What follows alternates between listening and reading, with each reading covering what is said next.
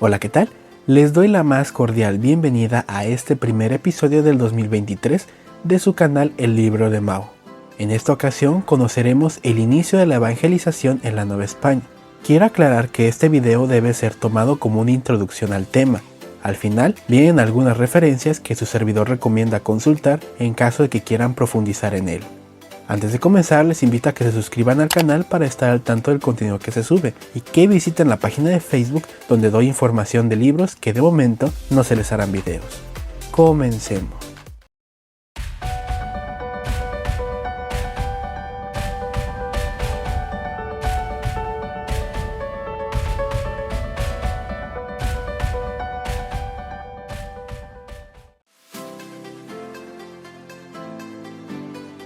Quizá te preguntes, ¿qué utilidad tiene el conocer los inicios de la evangelización en México? Es una pregunta más que válida. De inicio, utilidad práctica ninguna. Bueno, lo intentamos. Su utilidad tiene que ver con el conocer más a fondo un fenómeno social actual que es el culto a la religión católica. Al tener estos conocimientos presentes, podrás ver el lado no tan romántico de la imposición católica que nos suelen inculcar. Sabrás por qué en algunos lugares del país hay una presencia mayor de iglesias, conventos y pueblos con nombres singulares. Sabrás cómo los indígenas asimilaron o se resistieron a la nueva fe, por qué hay chamanismo y brujería, por qué la Iglesia Católica apoyó firmemente la conquista y el dominio español, de dónde surgen algunos cultos a santos patronos o el culto guadalupano, por qué México actualmente es el segundo país con más católicos solo por detrás de Brasil. Esto por mencionar algunos puntos. En síntesis, el conocimiento del proceso evangelizador te dará una perspectiva más amplia de los métodos que se usaron para inculcar el catolicismo en el actual territorio mexicano y sus consecuencias en el estilo de vida y valores de los indígenas y de los actuales mexicanos. Sabiendo esto, vamos allá. Para comprender el contexto en el que se dio la evangelización en la Nueva España, es necesario tener presentes dos coyunturas claves en el desarrollo del cristianismo como religión predominante: la Reconquista Española y el Cisma de Occidente. La Reconquista Española fue una larga sucesión de conflictos que tuvieron lugar en la península ibérica, que comprende los actuales territorios de España y Portugal. La península había estado ocupada por los árabes, llamados moros por los reinos cristianos, desde el año 711, cuando la invadieron para fundar un califato de nombre Al-Andalus. Desde entonces, los cristianos lucharon para reconquistar el territorio perdido. En este conflicto, el cristianismo sirvió de bandera unificadora para todos los reinos cristianos contra los infieles, que finalmente lograron expulsar en 1492. La segunda coyuntura tiene que ver con el Cisma de Occidente, mejor conocido como la Reforma Protestante. Martín Lutero, un monje alemán, cuestionó y criticó a la Iglesia Católica de su tiempo, mencionando que se había alejado de su propósito inicial y de las enseñanzas de Cristo. Sus ideas impactaron profundamente en príncipes y monjes del norte de Europa, provocando una respuesta pasivo-agresiva y después abiertamente agresiva por parte de Roma. La Reforma puede leerse como una fractura de corte conservador que pugna por el regreso a un orden cristiano primitivo, borra la mitología y se cierra a un diálogo con los gentiles. La pureza del mensaje se encuentra solo en el texto revelado y ninguna otra fuente más. El resultado fue la separación de un grupo de cristianos que serían conocidos como protestantes, que incluían varias vertientes del protestantismo como luteranos, calvinistas, etc., junto con una serie de guerras religiosas que devastaron a Europa durante el siglo XVI. Estas dos coyunturas fueron el parteaguas para que el cristianismo combativo, intolerante y dogmático viera en las recién descubiertas tierras americanas, descubiertas para los europeos, una tierra llena de oportunidades para expandirse. Los primeros en llegar fueron las órdenes mendicantes, una ramificación del propio cristianismo que querían refundar a la iglesia en América para que no se contaminara de la corrupción de la iglesia europea. En cada expedición española a tierras mesoamericanas iban frailes que daban los sacramentos a los cristianos. Estos fueron los primeros frailes que tuvieron contacto con los nativos en lo que sería la Nueva España. Los frailes fueron precavidos al momento de realizar actos evangelizadores, eran conscientes de que estaban en desventaja y desconocían muchas cosas de las nuevas civilizaciones que descubrían, cosa contraria con los propios conquistadores, que destruían y profanaban los santuarios indígenas, sustituyendo a sus dioses por los símbolos cristianos.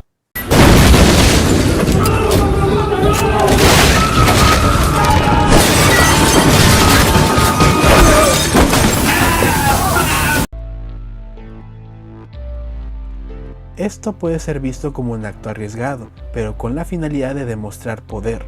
Los indígenas veían cómo los españoles entraban y destruían sus santuarios sin consecuencias o castigos divinos por parte de sus dioses. Esto reafirmaba el mensaje de que Cristo era más poderoso que cualquier dios mesoamericano. Es bien conocido que Cortés repartía entre varios pueblos por los que pasaba imágenes cristianas que encargaba a los nobles para su cuidado. A veces mandaba fabricar cruces de madera que dejaba en pequeñas capillas o antiguos adoratorios indígenas. La mayoría de los nativos le daban por su lado a los españoles. En cuanto estos se retiraban, abandonaban las imágenes o las destruían. Otras veces aceptaban las imágenes religiosas dentro de su panteón. La asimilación de deidades era una práctica común entre los pueblos mesoamericanos, pero cuidando la jerarquía de los nuevos dioses, usualmente por debajo de los dioses principales. Esto los españoles lo comprendieron tiempo después al ver que les rendían culto a sus cristos y al mismo tiempo a sus dioses paganos. Para darles un ejemplo, la coexistencia implantada en el Templo Mayor ocasionó otros equívocos. La cruz y las imágenes de la Virgen fueron colocadas entre los ídolos, para gran escándalo de los misioneros, que de ello se enteraron algunos años después y tuvieron que quitarlas a los indios. Los indígenas de inicio no comprendieron que la religión católica era monoteísta, es decir, no aceptaba otros dioses porque para ella solo existía uno. Las vírgenes, ángeles, arcángeles y santos eran figuras a venerar, pero no por encima del Dios Supremo representado en la Santísima Trinidad. Conforme las huestes españolas se adentraban en territorio continental, se iban topando con ciudades y sociedades más ricas y complejas que las que encontraron en el Caribe o Sudamérica, con excepción de los incas, con los que tuvieron contacto posterior a lo ocurrido en la Nueva España. El territorio que más utilidad daría a los españoles en esta etapa evangelizadora fue Tlaxcala. Tlaxcala es conocida como la cuna de la evangelización en México por un motivo claro.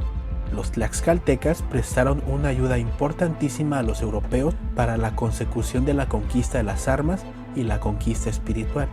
Los tlaxcaltecas son un caso especial dentro de la conquista. Ellos siempre se vieron como aliados en igualdad a los españoles, solo por debajo del rey de España.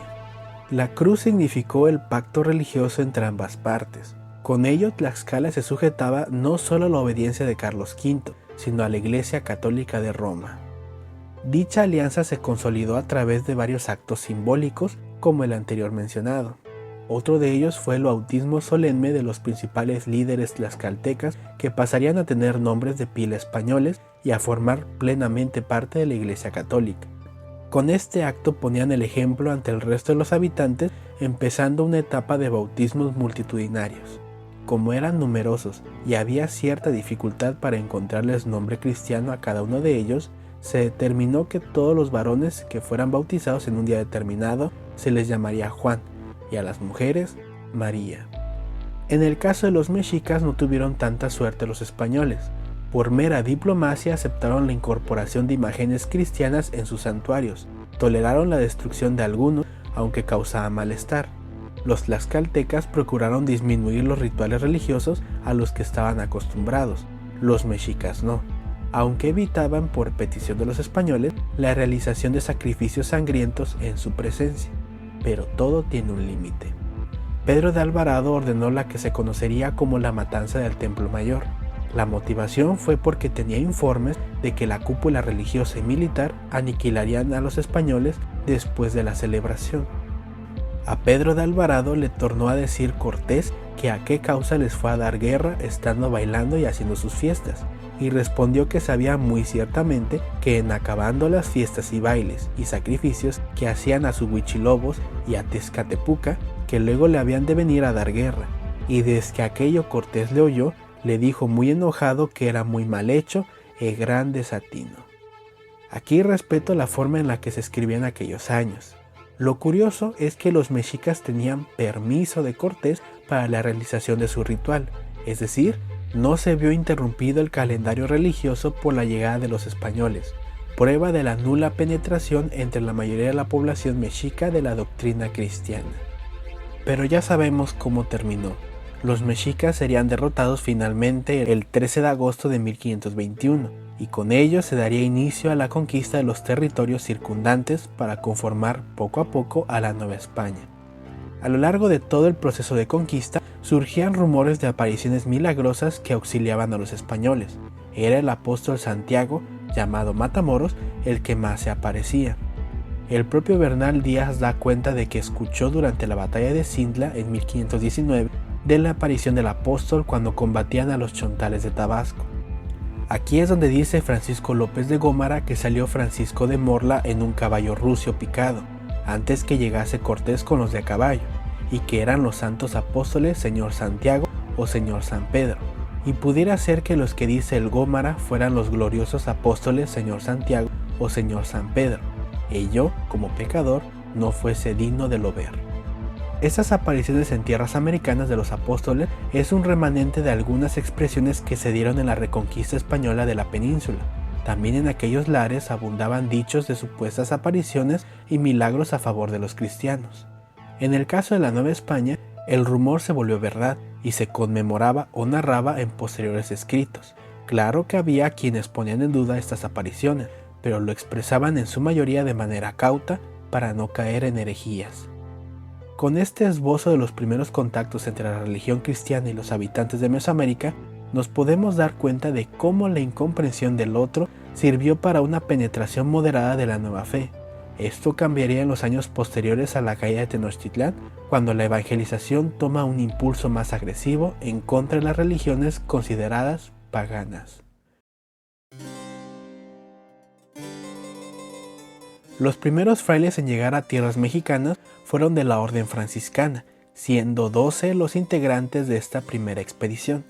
Estos fueron Fray Martín de Valencia, líder de la expedición, Francisco de Soto, Martín de Jesús de la Coruña, Juan Suárez, Antonio de Ciudad Rodrigo, Toribio de Benavente, llamado posteriormente por los indígenas como Motolinia, Gracia de Cisneros, Luis de Fuensalida, Juan de Rivas, Francisco Jiménez, Andrés de Córdoba y Juan de Palos. Los franciscanos se caracterizaban por ser personas muy humildes, acostumbradas a las carencias y penurias. Movidos por el ejemplo de Cristo, no aspiraban a vivir en palacios, disfrutar banquetes y vestir ricos atavíos. Por eso solían ir en su mayoría descalzos, con sotanas gastadas sin nada más debajo. Sus únicas pertenencias eran lo que la caridad les proporcionaba. Los recursos que recibían en donaciones eran destinados en su mayoría a la caridad cristiana. Solo se quedaban con aquello que fuera imprescindible para sobrevivir. La orden fue fundada el 24 de febrero de 1209. Como dato extra, en la novela de Humberto Eco, El nombre de la rosa, se puede apreciar una representación para darnos una idea de dicha orden y su pensamiento. Volviendo con lo que nos atañe, los 12 llegaron a San Juan de Ulúa el 13 de mayo de 1524. Su misión era clara: enseñar la fe cristiana a los indígenas. Daba inicio a la conquista espiritual de México. Los franciscanos se adentraron a tierras desconocidas para ellos, pasaban por asentamientos seguros y eran escoltados hasta la actual Ciudad de México, donde los esperaba Cortés. El conquistador había ordenado que se les brindara toda la ayuda posible. Los frailes pronto se toparon con la primera barrera importante en su empresa: el idioma. Esto no los desanimó. En el trayecto celebraban misas procurando hacerlas en sitios amplios para que los indígenas los observaran. Si bien estos no entendían el español, sí podían observar e imitar. Era un primer ejercicio. De igual manera, cuando oraban procuraban hacerlo en voz alta para ser escuchados. Palabras como Dios, Amén, Cristo, Virgen, etc. empezaron a ser asimiladas por los indígenas. Los frailes estaban motivados porque creían que estaban cumpliendo un rol fundamental para el cristianismo, similar a los 12 apóstoles de Cristo que viajaron por el mundo conocido para enseñar el Evangelio. De ahí el que fueran seleccionados 12 integrantes para la expedición. El 12 era un número cargado de un simbolismo cristiano muy importante. Cuando llegaron a las afueras de la Ciudad de México, aún en ruinas por la cruenta batalla librada ahí, Cortés los recibió personalmente acompañado de muchos nobles indígenas. Acto seguido, realizó otro acto cargado de un simbolismo muy importante.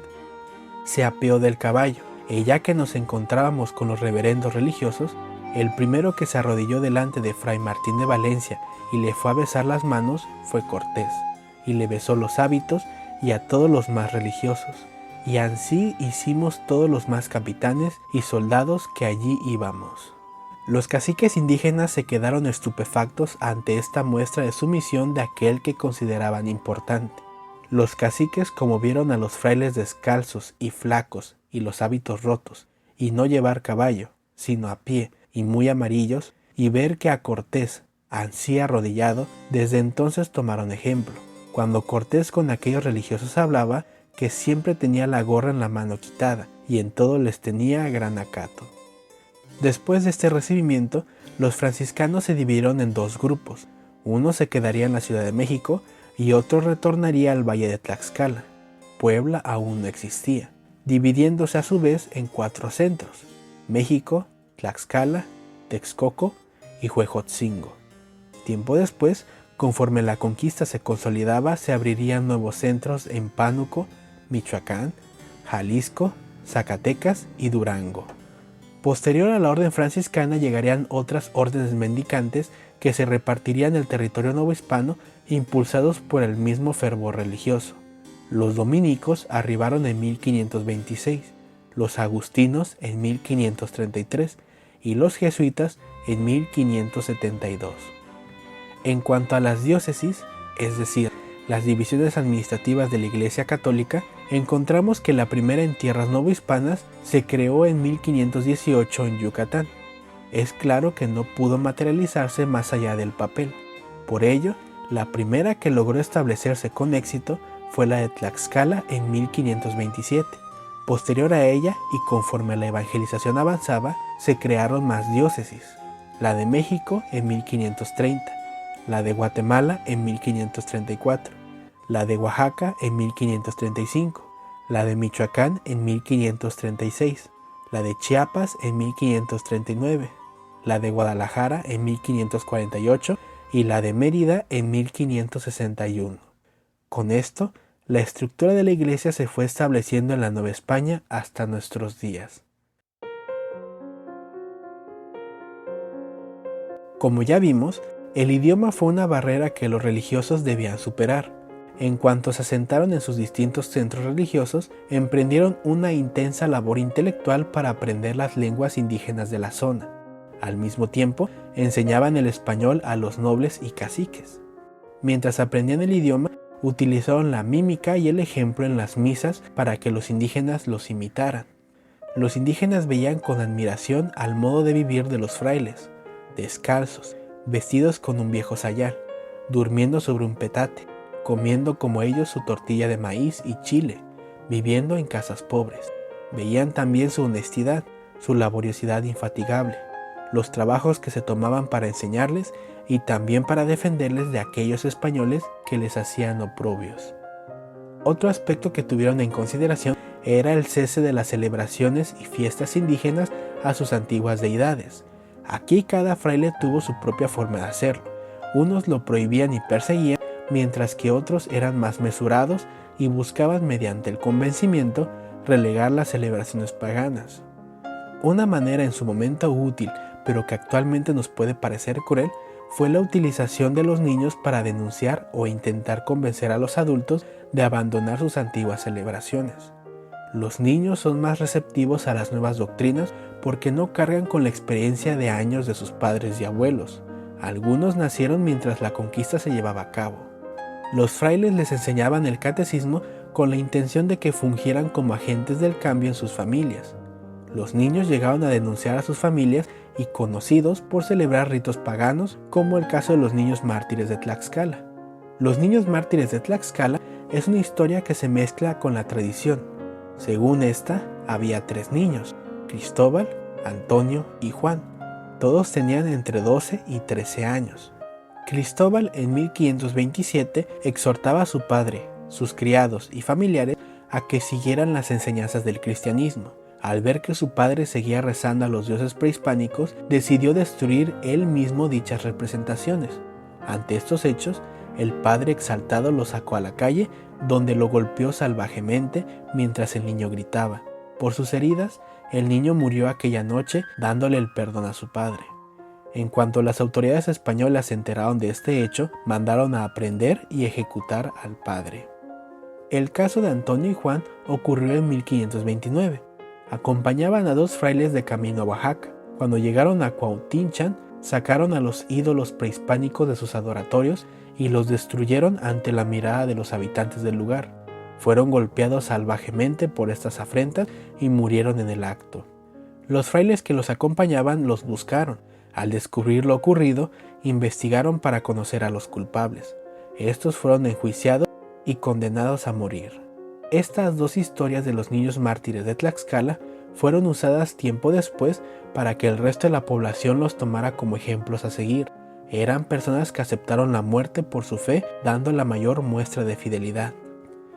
Las celebraciones prehispánicas eran de gran suntuosidad, verdaderas celebraciones multitudinarias. Los frailes, al saber esto, no se querían quedar atrás. Buscaban que las fiestas litúrgicas fueran solemnes y al mismo tiempo coloridas y majestuosas. Con el tiempo, las deidades locales fueron sustituidas por los santos patronos, creándose así las fiestas patronales que en el centro y sur del actual territorio mexicano son tan características. Otro medio multitudinario que se aprovechó fue el teatro. Los indígenas no conocían el teatro como los europeos. Se impresionaron con las primeras representaciones e incluso participaban en las actuaciones. Las obras de teatro eran claramente de corte religioso, representaban episodios bíblicos y algunas vidas de santos. Quizá la representación más conocida que se repite año con año es el Vía Crucis. Actualmente el más famoso es el que se realiza en Iztapalapa, pero se replica en otras partes del centro y sur de México. Otro problema con el que se toparon los primeros religiosos fue la dispersión de las comunidades y pueblos indígenas. Muchos vivían en zonas alejadas de los grandes centros de población. Esta lejanía dificultaba a los pocos frailes la labor de impartir catecismos, sacramentos y oficiar celebraciones religiosas. La solución a esto fue la concentración de los indígenas en pueblos o ciudades ya existentes o la fundación de nuevos asentamientos. Esto benefició a la corona porque permitía tener más certeza de cuántos súbditos y tributos poseía, además de afianzar así su control sobre la población no española. Los trazos de estos nuevos asentamientos tenían en común que el poder religioso, representado por la Iglesia, tuviera el mismo protagonismo que el poder civil, representado por el cabildo. Estos se localizaban en la plaza principal del lugar. Este modelo se replicó en muchas partes de la Nueva España. Quizá tu ciudad o tu localidad tienen esta característica. Ahora sabes el porqué. Los frailes en un inicio oficiaban sus celebraciones en capillas abiertas. Estas estaban diseñadas para que un amplio público pudiera observar y participar en ellas. Con el tiempo fue necesaria la construcción de templos y conventos religiosos. Los conventos tenían la finalidad de ser los centros religiosos, logísticos y evangelizadores. Sus dimensiones variaban según la orden mendicante y el lugar donde se erigían. Algunos parecían fortalezas porque servían de refugio a los religiosos y españoles en casos de levantamientos indígenas, cosa muy común en el norte del país. También eran autosuficientes al contar con huertos, viñedos y fuentes de agua en sus terrenos. Claro que los conventos no se hacían de la noche a la mañana. El convento de Nuestra Señora de la Asunción de Tlaxcala, que hasta donde sabe su servidor es el más antiguo de la Nueva España, fue construido entre 1530 y 1581 en sus primeras fases. Actualmente es un museo a cargo de Lina. Los conventos son majestuosos por su riqueza artística y arquitectónica. Dejan atónitos a sus visitantes. Si tienes la oportunidad, visítalos. La destrucción de adoratorios indígenas y su sustitución por iglesias o capillas tenía una doble intencionalidad. Primero, era mantener las peregrinaciones a las que los indígenas estaban acostumbrados. La segunda tenía que ver con un mensaje simbólico. La sustitución de adoratorios mandaba un mensaje de superioridad y triunfo de la religión cristiana contra la pagana. Con esto se reforzaba el mensaje evangelizador. Finalmente, tenemos a las imágenes. Estas se localizaban en muros, retablos, esculturas, figuras y relieves. A veces los propios indígenas participaban en su creación. Los religiosos observaron que los indígenas utilizaban un lenguaje iconográfico en sus códices sumado a sus esculturas. Por ello, utilizaron el mismo recurso mientras no aprendían la lengua del lugar. El éxito fue inmediato porque los indígenas captaban más fácilmente los misterios de la religión.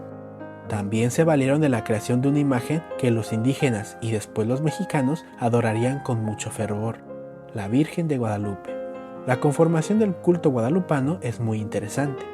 Inició con una aparición milagrosa en 1531, que no gozó de aceptación inicial en un grupo importante de religiosos, principalmente de las órdenes mendicantes. Los indígenas le tomaron mucho cariño porque los halagaba y confortaba que la Madre de Cristo hubiera elegido a la Ciudad de México para construir su santuario. Este fervor fue cultivado por el clero secular porque facilitaba la asimilación de la religión con los indígenas.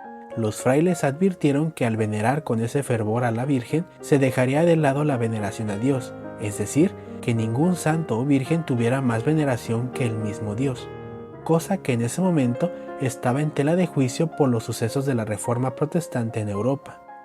Con el pasar del tiempo, su culto se fue extendiendo por todo el virreinato y perdura hasta nuestros días. En el siglo XVIII fue nombrada patrona de la Ciudad de México y fue reconocida por Roma. Poco a poco fue transformándose en un símbolo de identidad de los criollos e indígenas novohispanos. Por ello, en la Guerra de Independencia, Miguel Hidalgo la toma como estandarte para sus ejércitos. Caudillos posteriores como Morelos o Guadalupe Victoria también se encomendarían a ella. Hoy, su santuario, la Basílica de Guadalupe, es visitado por millones de mexicanos que viajan de todo el país cada 12 de diciembre, aniversario de su aparición según la tradición. Estas fueron algunas de las estrategias que los primeros religiosos utilizaron para evangelizar a los indígenas mesoamericanos. ¿Cómo justificar la conquista y colonización de otros pueblos hasta entonces desconocidos para el mundo occidental? Esta interrogante se la planteaban muchos españoles, no porque pensaran que estaba mal, sino para intentar calmar su conciencia ante los evidentes abusos y métodos poco amigables utilizados en el proceso. La mejor justificación que pudieron esgrimir fue la de convertir y salvar las almas de los infieles americanos que no conocían la fe cristiana. La espada entonces iba acompañada de la cruz.